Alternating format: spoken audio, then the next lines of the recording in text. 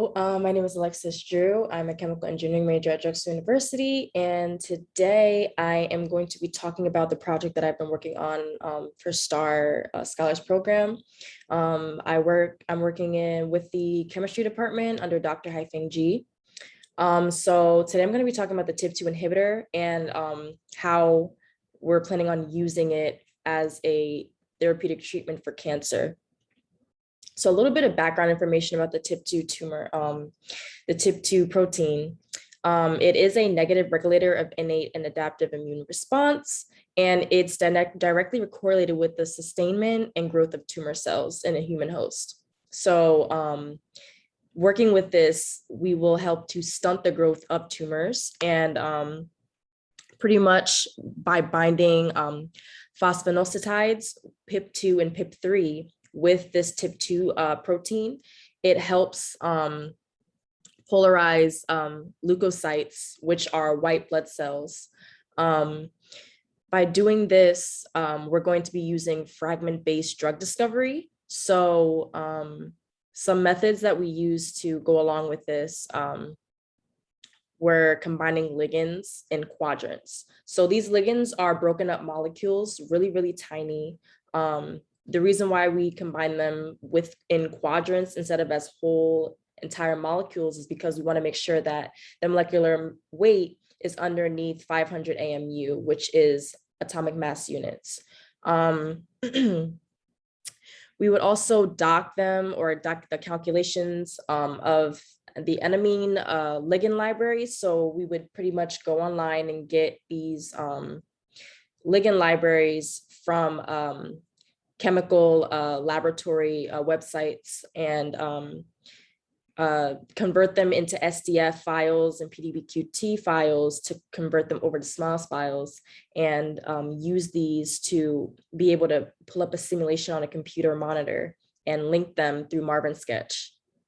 So it's a lot of different types of programs being used to do this way before we even touch the labs for wet chemistry. We use Autodoc Vina and PyRX to pretty much see the centering of the macromolecule, which is the protein, and then the ligand that is being made on PyMol. And we test them to see the binding affinity.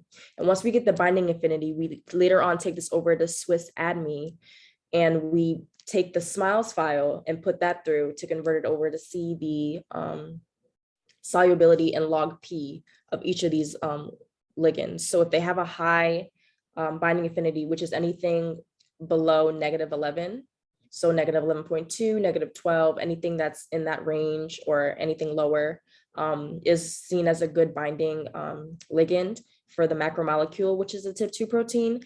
And we would go on and see in Swiss ADME if it has a solubility that is less than -4, greater than -4, and a log P that is less than 5.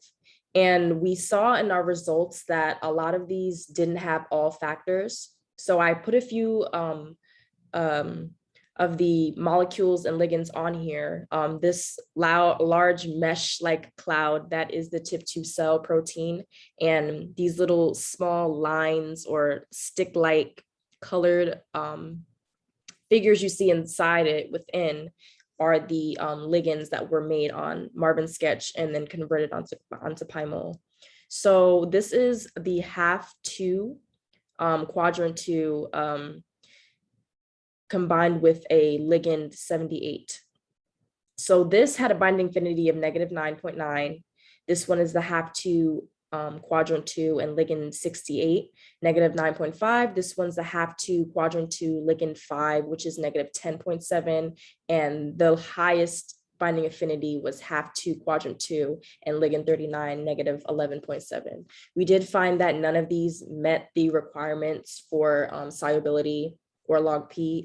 They were very not much insoluble and they did not meet those requirements, so we could not use them. This is a very repetitive process, so you're constantly going through thousands and thousands of libraries and finding these fragments and converting them through all of these documents and converting them through all these programs to see which one works best. So it's a very repetitive task, but once one is found, we will be able to actually, use it, buy the product, and then use it in the lab to see if it would actually work with wet chemistry as well. Conclusion, like I said, nothing was able to meet all these requirements with being not too heavy, which is underneath 500 atomic mass units, or having a great solubility or a great log P. Future work, I would have to say, would be like further combining and docking ligands, and continuing to go and find more fragment libraries from different chemistry laboratories.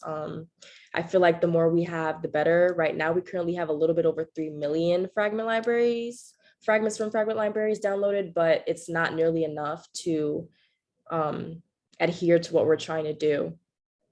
So this is very much a project that's going to take a lot of time to do, but it's something that's going to be very great in the long process, because chemotherapy is a very harsh and invasive process to curing cancer.